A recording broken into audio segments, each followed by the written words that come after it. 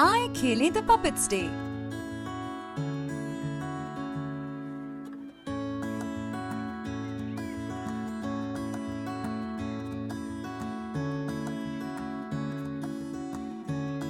ये खेल बच्चों को उनके जज्बात को पहचानने और समझने का तरीका सिखाता है।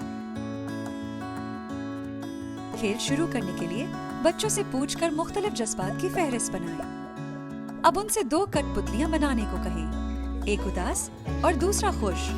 उनकी हौसला अफजाई करें कि तख्लीकी तरीके इस्तेमाल करें। अगले मरहले में बच्चों को 2 कहानियां तख्लीक करने को कहें। पहली कहानी उदास कठपुतली के बुरे दिन के बारे में और दूसरी कहानी खुश कठपुतली के अच्छे दिन के बारे में हो।